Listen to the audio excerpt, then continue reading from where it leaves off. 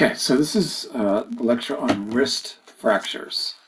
And with the wrist fractures, we're getting into fracture principles, healing principles, scaphoid, and Caulis fractures. These are the two most common types of wrist fractures that you're probably going to be dealing with in the general kind of outpatient clinic.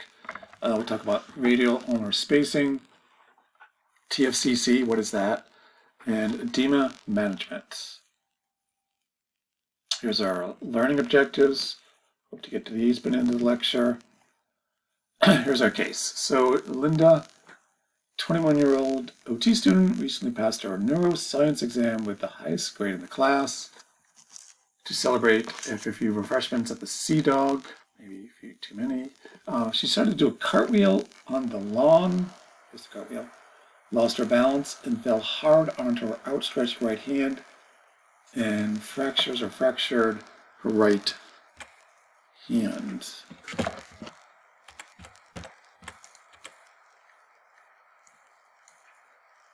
So what kind of fracture does she have? How are we going to treat it once it comes out of the cast? And will she make it back to class? Okay, so just keep going back to this anatomy because it's so key, especially as we get into all these hand trauma, bone kind of issues. Here's the scaphoid. So if you look at your radius, which is the bone on your thumb side coming down, tip of the radius, between the tip of the radius and the carpal bones, or in the carpal bone, the bone right kind of above it, pop right in there, that kind of palpate in that little bone above it. It's a scaphoid. A lot of times that gets fractured. And we talked about these Caulis fractures. We're talking about the radial, distal radial fractures. Usually it's a fracture kind of in this kind of area. We're going to talk about the Tfcc, which is triangular fibrocartilage. Triangular fibrocartilage. Kind of ligaments kind of thing in there. It's like a mesh of tissue in here. It's usually kind of in this space here between the tip of the ulna and the lunate and the triquetrum bones. And then the spacing. Talk about the spacing. This is kind of, this is probably too much space in real life, but let's say this is normal spacing. And when you have these fractures, this jarring kind of motion to the bones, it shifts. This comes up, this goes cockeyed. Any kind of shift in the carpal bones can be bad news in terms of loss of motion. It alters kinematics with spacing and range of motion, pain, that sort of thing. Fracture interventions, generally speaking, splints, we're going to use the term orthosis, starting with the term orthosis for splints. With Medicare reimbursement, that's kind of a terminology now, orthosis versus splint, same thing. Casting, this is kind of non-surgical interventions along with therapy, range of motion, all that sort of stuff. And in the surgical interventions, something called ORIF, that stands for open reduction internal fixation, or open reduction internal fixation, or open reduction internal fixator. So basically what it means is they're surgery. They're kind of cutting open the hand and going in, putting in pins, plates with screws, or some kind of fixator. Here's the fixator here. Talk about that more in a second. Here's the classic plate, classic Caulis fracture. This is the radial bone coming down. See how it's fractured right there. Here's the plate with the screws. Plating with the screws, common, most different types, most effective, kind of the gold standard for wrist fractures. Here's the open reduction internal fixator. So when this is open, they're literally cutting open the hand versus doing manipulation without cutting open the hand. In this case, they're cutting it open, getting at that radial bone. You see it there with a fracture a little bit in there, and then they're putting the pin, pinning it into place, placement plate and screws. Here's the K-wires pinning, it less, kind of increasingly rare. This is very rare as well. It kind of provides traction, kind of lines up the bones. Used to see these a lot when I was doing my level 2s. What was down in Eastern Maine, there was a lot of men who had leg fractures. One guy, a tree had fell on him or something, and he had one of these big fixators on his leg holding the bones in place. Don't see those so much anymore. Different types of fractures. Definitely need to get this down. Non-displaced fractures. the bones are kind of, let's fix this here. Bones are kind of lined up. This is kind of the ideal, this non-displaced. They're kind of lined up in an anatomical position. They haven't really moved much. It's just kind of been fractured, maybe just a little hairline fracture. This is the ideal in terms of rehab and recovery. Displaced, they've moved out of position. Of course, there's degrees of how much they moved. If it hasn't moved too much, it's not that big a deal. Comminuted, it's kind of multiple fracture lines. Think of it like a shattered bone. These are harder recovery, as you suspect. Intra-articular is even harder. These are when the fracture lines kind of go through the articular surface, or the surface that kind of merges one bone to the other, disrupting the cartilage and the joint space. Really hard to recover. Here's a non-displaced. You can barely see the fracture kind of through there. It really hasn't shifted the bones much at all. And this is really good in terms of vascularization, in terms of blood flow and healing. Really good candidate for regaining range of motion strength. Does not need to be reduced or manipulated. You can cast it or stick in a splint, so it kind of heals, 6 to 12 weeks, and you can start ranging it and strengthening it. Good outcomes with these kinds of fractures. Displaced, see how it's kind of misaligned a little bit, kind of shifted there. Kind of degrees of out of alignment. This reduces the vascularity. You lost that mechanical advantage. It functioned a lot more pain, a lot bigger challenge with that. They have to kind of reduce it, so they have to kind of align it to get it back into correct alignment. They do that one of two ways. They open the RRF, where they go in with surgery, they cut it open like we just looked at, or closed. Sometimes they do closed, and they'll just manipulate it in the ER when they come in, and then they'll stick it in the cast. The comminuted, that's the fracture, the kind of the multiple fractures, kind of shattered, high velocity, trauma, high impact arthritis. You want to be pinning that one for sure. And sometimes with these fractures, I've found, especially with older folks, if it's just an MD or like a physician assistant or nurse practitioner, to be honest, they aren't really up to date that much on a lot of these complications, potential complications, fractures and stuff. And they may just send it to you. So, oh, this is a wrist fracture. We reduced it in the ER, casted it. It's kind of ready to roll, and it may not be. Especially if it's a comminuted fracture, it really needs to go see an orthopedic surgeon. It needs to be plated in screws. That's kind of like the gold standard. This is one of the worst. It can be one of the worst. These intra-articular fractures. So look at that fracture line. See how it goes right into the joint. The cartilage kind of line needs to be cast and mobilized as soon as possible to avoid permanent kind of deformity. Treatment, brief orthosis followed by gentle range of motion. Range of motion is a good thing. It kind of helps resurface kind of the cartilage. I think of like a paving the road almost kind of thing. It can really help facilitate the right kind of healing, the right kind of range of motion. Delay range of motion can lead to deformity, but you don't want too much. It's kind of like that balance. But range of motion can be good as soon as you can do it, as soon as the doctor okays it. Unstable, you definitely want to be pinning that. How do people, what's the most common mechanism or thing that kind of leads to fall? It's usually what they call these fooshes. So it's like a fall on outstretched hand. That's what the foosh stands for. I think you've probably heard that term before. So the foosh, fall on outstretched hand. Usually it's usually the cause of this. And commonly you'll see a lot of older folks that trip and fall, and as they're going down they reach out with their hand to break their fall, and they break their wrist. Or seriously dislocate the wrist. Okay.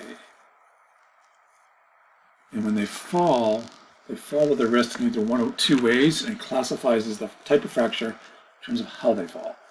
The classic Caulis that we're talking about, the distal radial fracture, this is what usually happens. You fall with your hand flexed, as you can see with him, and this is the weight of the blow. A lot of the force goes right through the radial head. That's where you usually have the fracture. Or this is called the Caulis fracture. Or you can fall the other way with your hand, your wrist flexed like this. It's kind of awkward, different kind of fall, but it does happen. And the kind of fracture goes a little bit the other way. See, it goes this way versus kind of going laterally versus medially. Laterally here, this is what's called a Smith's fracture. Both are distal radial fractures. Fourche to palm, dorsal side of the hand is displaced. So that means the back side of the radius is displaced.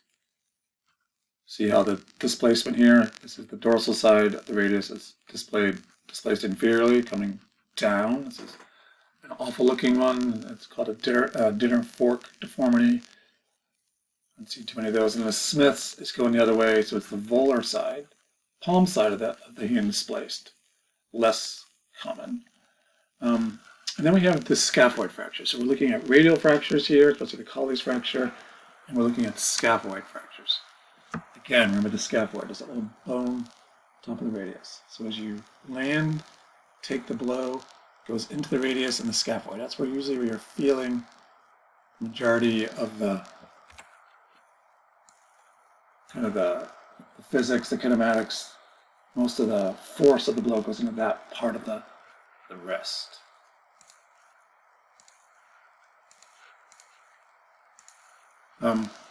And here it is. There's the scaphoid one. There's a little fracture in there. And then there's the plating. The Herbert screw plate is what they call that. Oops, right through there. What's usually high impact causes these. What's tricky with these is that a lot of times they don't show up in X-ray. And that can be a big issue because there's not a good blood supply in there. It can lead to what they call necrosis or death. A bone needs blood to stay healthy and do what it needs to do. So you really want to cast this. You want to get it in an ORF, get it that Herbert screw, right off the bat. You don't want to wait on these. It's going to lead to all kinds of terrible complications. Somebody comes in with persistent wrist pain, the X-rays were negative. I would send them back to the doctor to redo the X-ray, and especially if that pain in the anatomical snuff box in there, thinking, this may be a scaphoid fracture. Kind of want to cover my butt. Send them back to the doctor. Make sure they're not going to have all these nasty things that could happen if that is a scaphoid fracture and it's not diagnosed properly. Healing principles after you have this fracture. How does it heal? It's kind of going back to A&P days. Just going to review that because it really plays into what you can do when in terms of therapy-wise.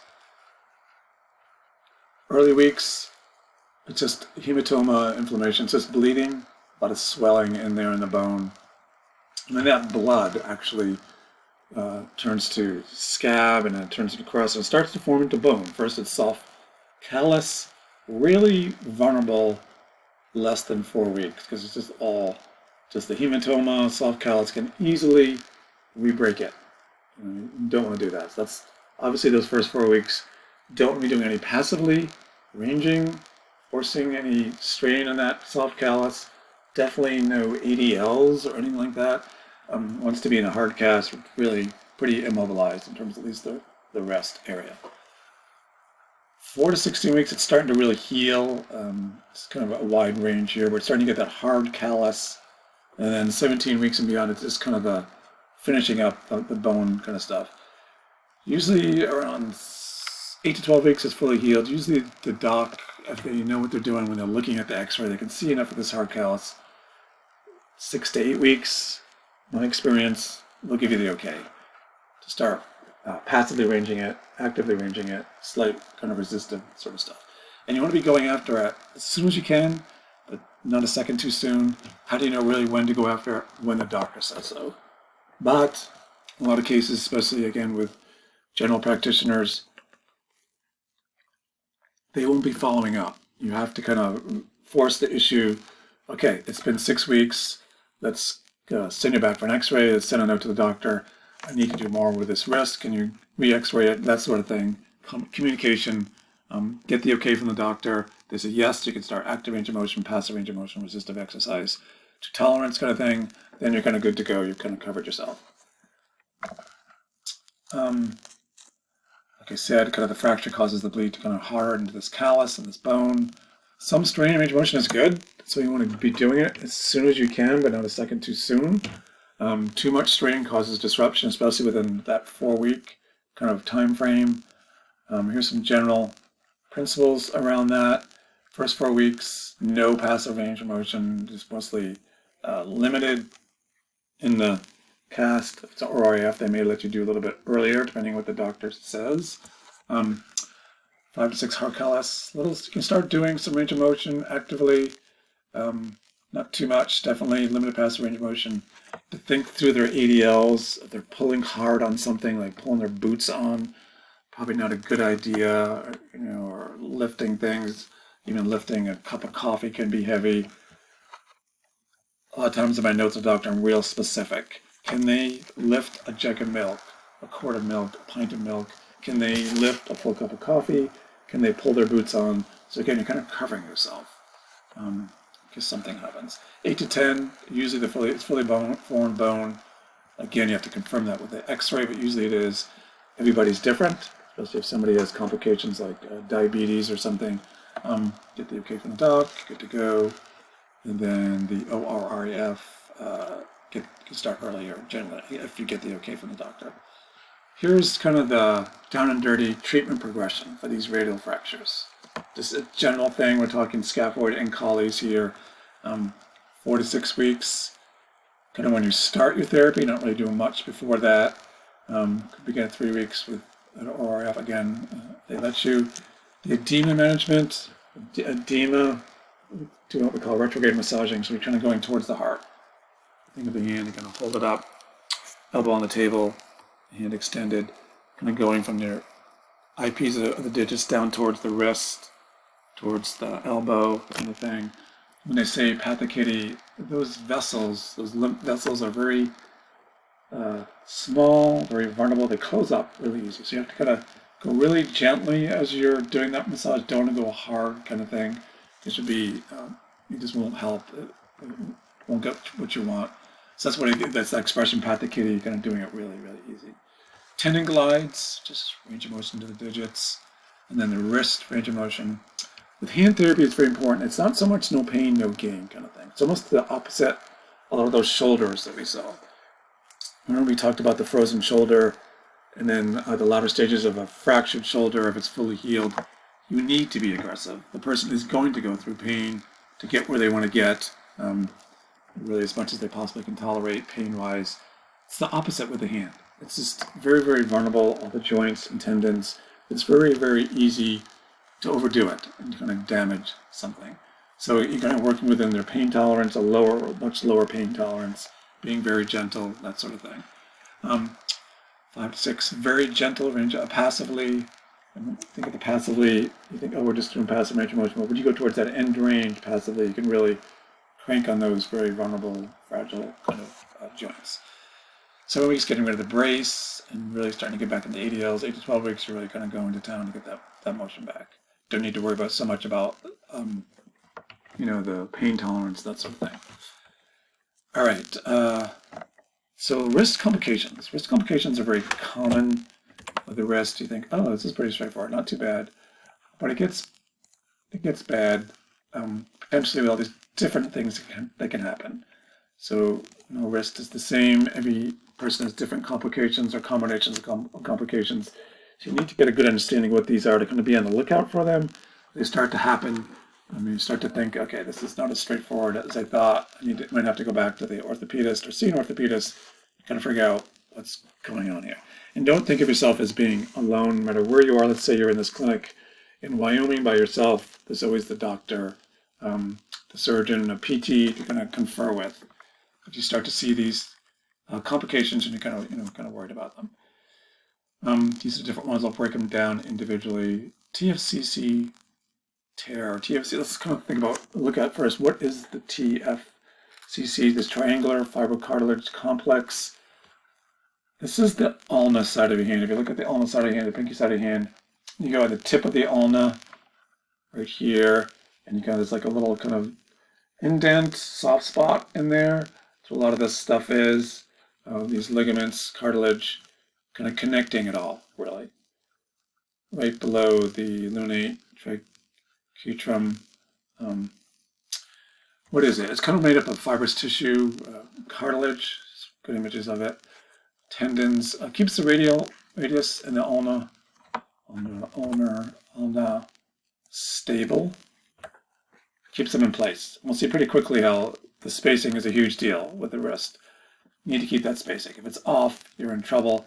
This complex plays a big role in keeping that good, nice and stable. Supports the wrist, stability of the ulnar side of the wrist.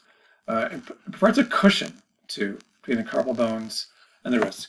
As it kind of jams up in there, if you have some kind of trauma, this is kind of the shock absorber of the wrist. Key things to know about it. Limited blood supply, especially the central portions of it. So if it gets torn, strained, injured, this is a tear. It's like a tear right there. It's slow healing, really slow to heal.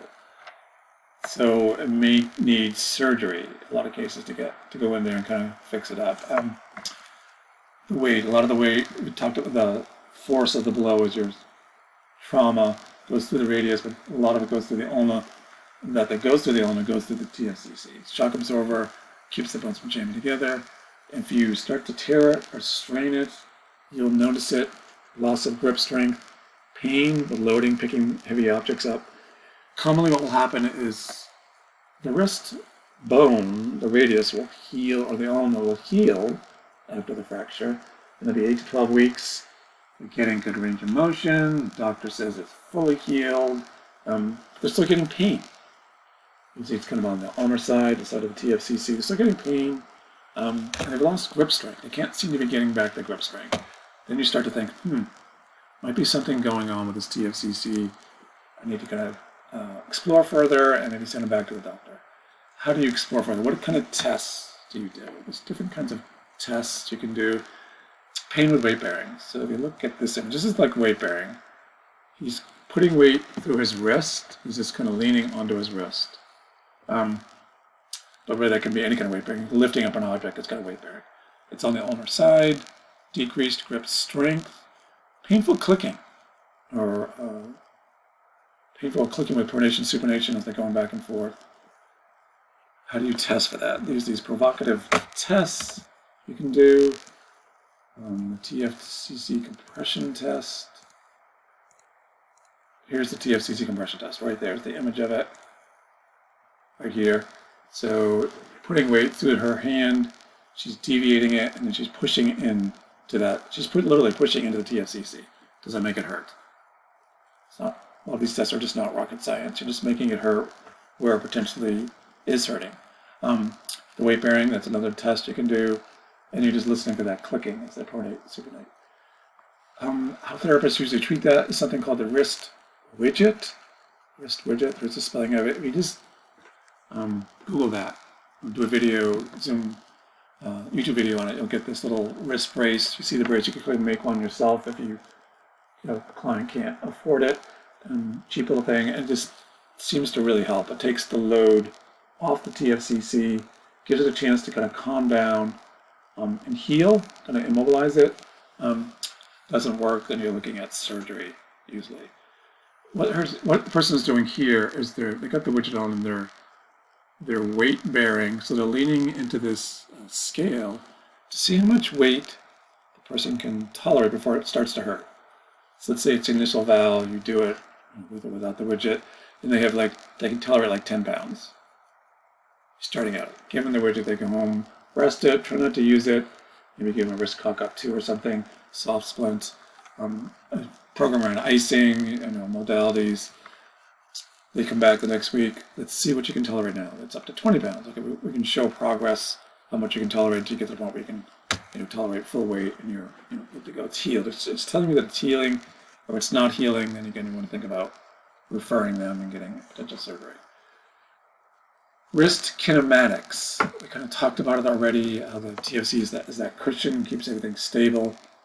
It takes very, very little to kind of redistribute the spacing around the wrist. There's a tubular shift, which is next to nothing. It can cause all kinds of problems around space and flow.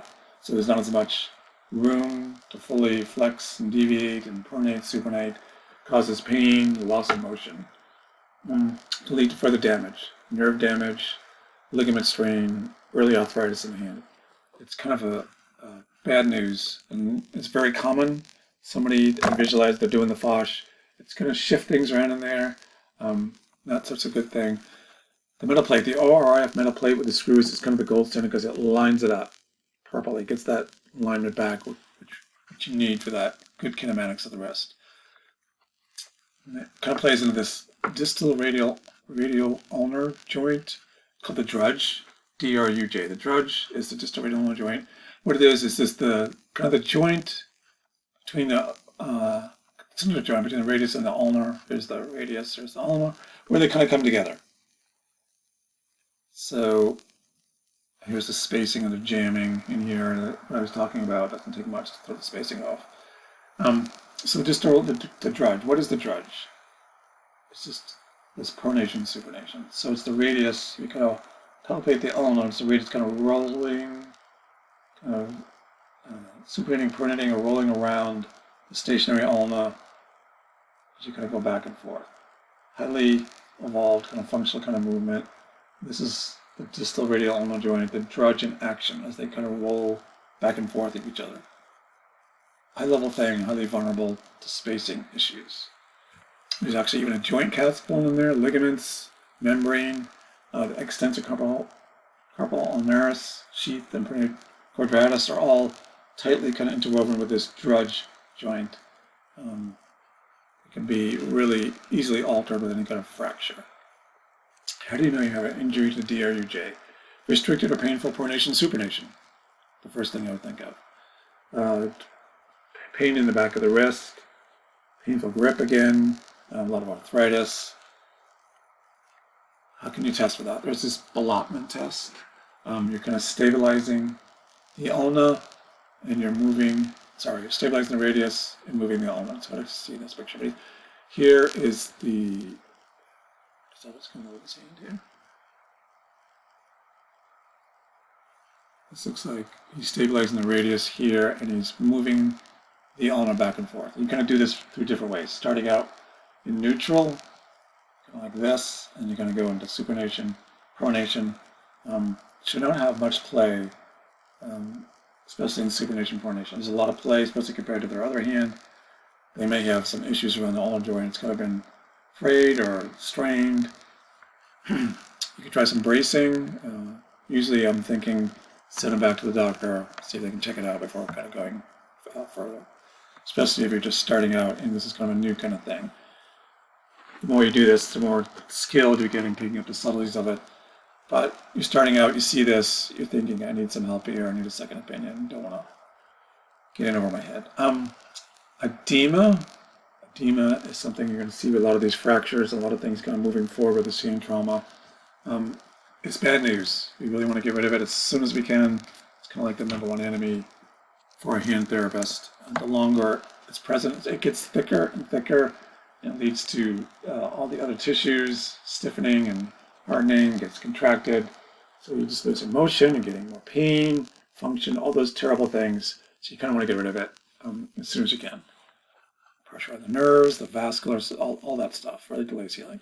How do you get rid of it? The different ways of getting rid of it, I think a lot of you are familiar with. Kinesio taping. With this taping, it's the other kind of opening up space in here, along with the lymphatic vessels to get the flow going, get the edema down. Here's the compression garments, isotonic gloves can be helpful. Range of motion is helpful, especially if you're getting it above the heart. And then the edema. I'll break this down in that. So this is all broken down in the treatment box, how to kind of approach this. Another common, well, not so common, but thing that happens a lot with these fractures is something called complex regional pain syndrome. It can happen because of a fracture, or there can be no direct link to it, or other kind of trauma to the body. How do you know if somebody is getting CRPS, complex regional pain syndrome? A lot of edema. Could get rashy skin. Hypersensitivity is the big thing. They're really, really sensitive to pain. The skin temperature can get hot or cold, kind of changes. Get that shiny skin, definitely losing motion, that sort of thing. Here's some images. This is kind of a slightly swelling. It's not so kind of subtle, but this is the, see, kind of swelling. It's kind of edematous through here, and it's shiny. Classic CRPS, the shiny skin. Different levels of this causes some kind of injury to the nerve. Somehow the trauma set the nerve off. They don't like what's going on. They go through this cycle, kind of kicks in of edema and pain sensitivity kind of thing. There are stages to it, localized to an area. Progression can go to damage, can spread throughout the whole body when it gets really nasty. I've seen a lot of board questions around stages. They seem to like stages of different diseases like CRPS, fractures, that sort of thing.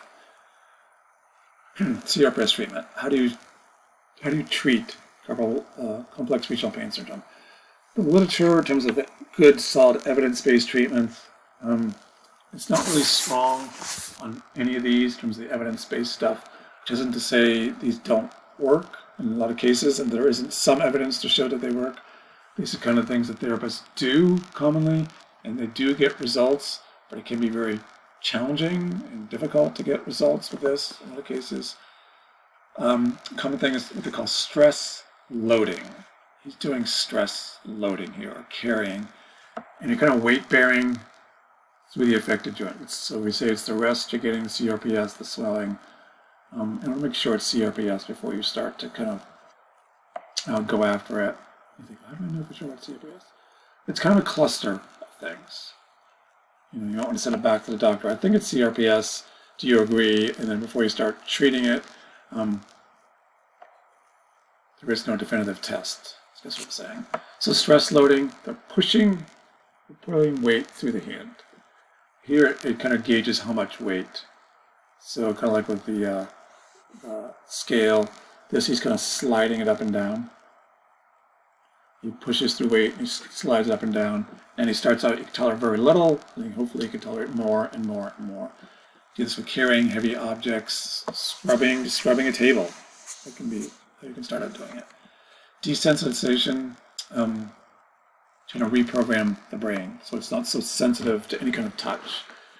So you start out with something really soft like silk over the skin, and then you're going to something harder, working your way up to something like more abrasive, like a coarser texture, sandpaper kind of thing, kind of working through their tolerance so they're less and less sensitive to it. Mirror therapy, I think you've been exposed to this a little bit with Katie. The mirrors, they look at their hand in the mirror and kind of tricks their brain.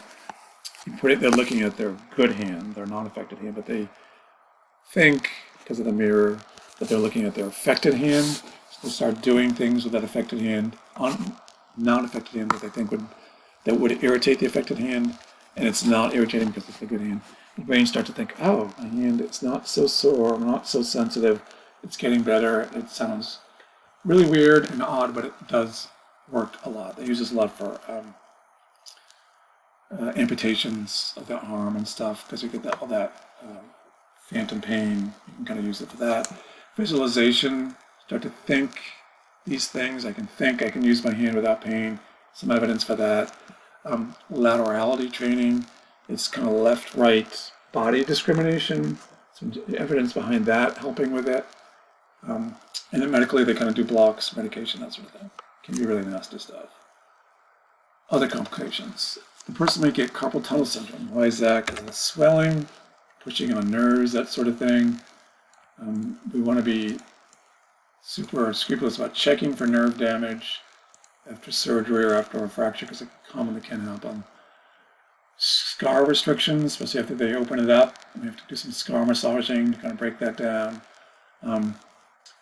That ulnar-sided pain, it's kind of, could be an ulnar-styloid fracture, could be a lot of different things. Ulnar-sided pain, kind of have to tease that out, which it may be, kind of stuff. Here's our objectives. We got the answers to these. Oh, these are just principles, I'm sorry.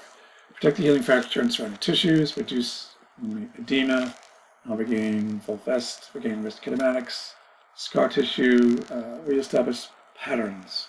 40 to 60 degrees is a good kind of benchmark for functional movement, and then use their activity to make it meaningful. So clients again, and on that the questions, and that is pretty much that.